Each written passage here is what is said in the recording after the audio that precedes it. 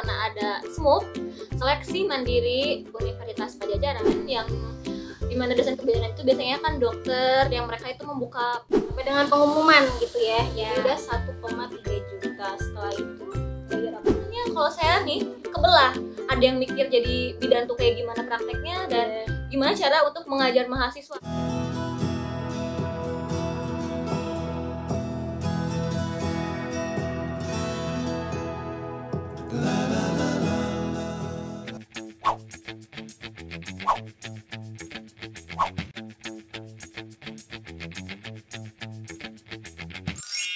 Hai, selamat datang di Nida TV.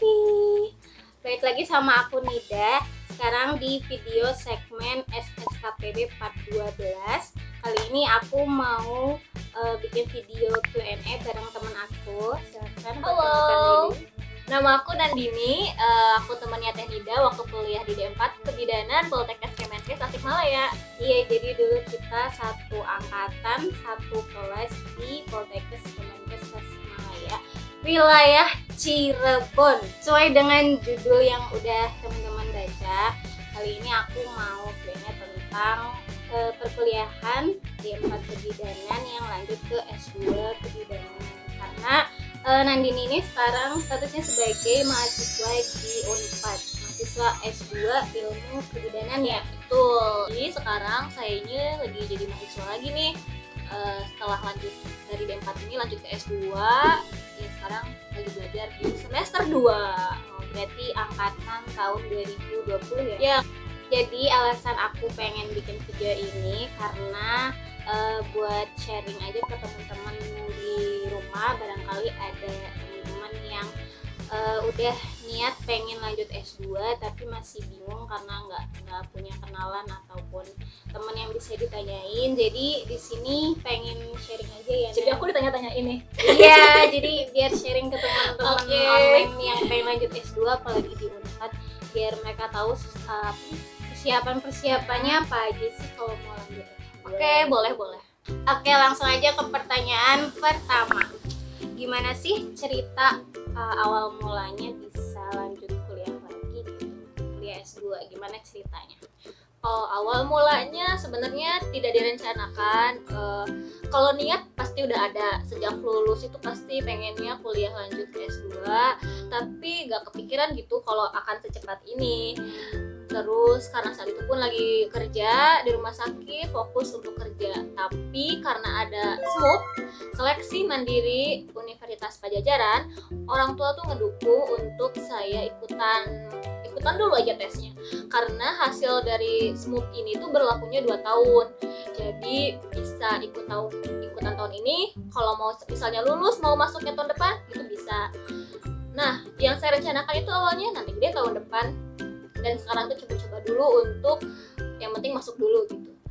Nah, setelah itu ternyata masuklah, alhamdulillah. Lalu dipikir-pikir lagi, dialog lagi sama diri sendiri itu tentang prioritas dan juga cita-cita kedepannya itu mau gimana tentang karir.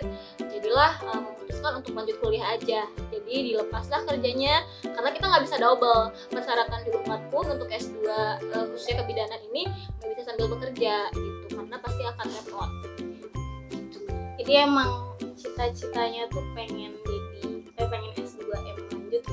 Ya betul, saya pengen lanjut ke S2 dan di Unpad gitu cita-citanya. Terus jalur masuknya tuh apa aja sih Nan selain SMUP tadi? Kalau untuk S2 dan S3 itu cuma melalui SMUP aja. Berbeda dengan yang dari S1 itu ada yang dari SMA kan pakai jalur rapot. Nah, kayak PMDP gitu ya? Ya, kalau S2 ini khusus melalui SMUP aja. Jadi kalau yang mau daftar tinggal pantengin aja web SMUP Unpad. Jadi buat teman-teman yang lulus D4 Kebidanan, baik itu dari Poltekkes ataupun di luar Poltekkes, kalau mau lanjut S2 Kebidanan di Unpad, lewatnya jalur mandiri atau yang namanya SMUP tadi ya, Seleksi Mandiri Universitas Padjadjaran. Oke, pertanyaan kedua, kenapa sih pilih kampusnya tuh Unpad? Kenapa sih nggak pilih UGM atau UNS atau kampus-kampus lain? Kenapa harus di Unpad sih? Karena dulu waktu SMA itu cita-cita pengen kuliah di Unpad. terus tapi maksudnya ke Poltekkes kan. Nah setelah itu niatlah kalau mau S2 harus di universitas, karena sebenarnya ada pilihan juga di Poltekkes Semarang itu magister terapan, tapi kalau aku prefernya pengen ke magister kebidanannya. Jadi pilihlah Unpad karena akreditasinya pun satu-satunya yang A di Indonesia ini yang prodi kebidanannya tuh akreditasinya A gitu loh. Jadi itu juga kan jadi salah satu pertimbangan ya. Dan lokasinya di Jawa Barat, karena saya orang Jawa Barat gitu loh. Jabar juara. Hidup Jabar. Yes. Padahal aku orang Jawa Tengah. Oh iya betul. Tapi aku kuliah di Cirebon dan itu Jawa Barat. Jawa Barat. Jawa Barat. Pertanyaan ketiga, gimana sih aktivitas kuliah S2 sekarang? Kan selama masih pandemi ini kan kita nggak bisa kemana-mana. Kuliahnya tuh gimana sih sampai dengan semester 2 ini? Kuliah dari awal itu semuanya online, jadi dari daftar, seleksi semuanya itu online. Belajarnya pun online. Kita itu dari mulai diskusi nih, pasti kan tugas banyak banget ya, numpuk nih tugas-tugas yang offline aja tuh pasti sibuk. Online pun sama, apalagi online itu dosennya tuh malah nggak lebih mengenal waktu. Kadang hari libur pun kita tuh tetap masuk kuliah, karena di weekday dosen yang dimana dosen kebidanan itu biasanya kan dokter yang mereka itu membuka praktek. Jadi kita itu kuliah lebih banyak di weekend. Ya, jadi kita diskusi dari pagi sampai malam pun bisa karena untuk mengerjakan tugas. Berarti dapat kuota dari kampus tadi kan? Nah iya, terima kasih Kemendikbud, kita dapat loh kuota dari Kemendikbud gitu. Iya. Alhamdulillahnya dapat bantuan ya. Kalau betul, berat banget sih. Iya, soalnya kuotanya serba online. Berarti selama 2 semester ini kamu di rumah aja atau sempat ke Bandung juga untuk ke kampus apa gimana? Kalau aku pernah ke kampus karena urusan non formal yang bukan berkaitan dengan akademik, kayak misalnya ngumpulin berkas, ada persyaratan tertentu yang harus dikumpulin gitu. Jadi aku datang ke kampus deh sekalian ya meet up gitu sama teman-teman online. Iya ya, karena kan kenalnya dari online doang ya, dari Zoom, Google Meet, terus gitu-gitu doang ya. Iya. Jadi ya selama pandemi memang begitu ya. Iya betul. Jadi aktivitasnya mayoritas adalah online. Pertanyaan keempat. Nah, untuk lanjut S2 ini kan kira-kira biaya awalnya untuk mempersiapkan lanjut S2 itu berapa sih? Bisa dikasih tahu dari awal nanti tes, terus sampai dengan lolos, terus sampai dengan mungkin sampai baru SPP di semester 1 aja. Kira-kira berapa sih yang harus disiapin gitu? Oke, jadi di SMUP Unpad ini kan ada persyaratan TKA, TKBI itu sebenarnya yang utamanya. TKBI itu tes kemampuan bahasa Inggris. Karena saya ikutnya tes yang di Unpad, itu biayanya sekitar 200-300 ribu. Itu tahun 2020 ya. Nah, selanjutnya ada TKA atau TPA, itu tes kemampuan akademik. Biayanya tahun kemarin itu sekitar 350-an ya. Tapi yang jelas ini pasti akan naik terus setiap tahunnya, tergantung kebijakannya juga. Setelah itu, nah kalau udah dapet TKA, TKBI ini, baru kita bisa daftar ke SMUP-nya gitu.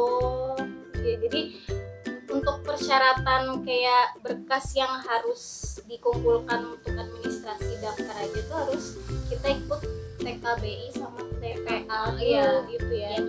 Jadi wajib ikut ya. Ya, kalau misalnya itu kan ada diadakan oleh Unpad, tapi kalau misalnya teman-teman punya yang dari luar Unpad gitu, itu bisa dipakai, tapi memang nantinya ada proses konversi, itu butuh waktu lagi. Tapi persyaratan itu wajib. Ya, wajib. Setelah itu baru bisa ikut daftar SMUP, biayanya sekitar 600.000 tahun 2020 itu ya. 600.000. Oke, jadi tadi 700, terus 600, jadi sekitar 1,3. Itu untuk langkah-langkah ininya administrasi awal, pendaftaran sampai dengan pengumuman gitu ya. Ya. Jadi udah 1,3 juta. Setelah itu bayar apa lagi? Nah, setelah dinyatakan diterima, barulah bayar UKT. UKT. Ya. Oh ya, SPP ya? Iya betul, SPP. Angkatan aku itu tahun 2020 untuk kebidanan sekitar 15 juta.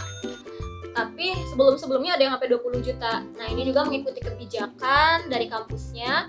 Jadi untuk perkembangan gaya UKT-nya ini bisa dilihat juga di web SMUP-nya. Karena saat daftar tuh ada kok rinci semua, dari mulai persyaratan sampai dari biayanya nanti ke depannya gimana, itu ada lengkap di web SMUP Unpad. Kira biayanya itu berarti dari proses seleksi itu 1,3 juta, terus untuk UKT-nya 15 juta, itu kurang lebih ya, jadi bisa berubah. Ini estimasi yang pas tahunnya Nandini aja, jadi 1,3 ditambah 15 juta kurang lebih ya 16 ke 17 juta ya. kurang lebih 17 juta. Lanjutnya, nah sampai saat ini udah semester 2 ini ya Nan ya, yang Nandini rasain tuh gimana sih, apa sih bedanya kuliah waktu D4 dulu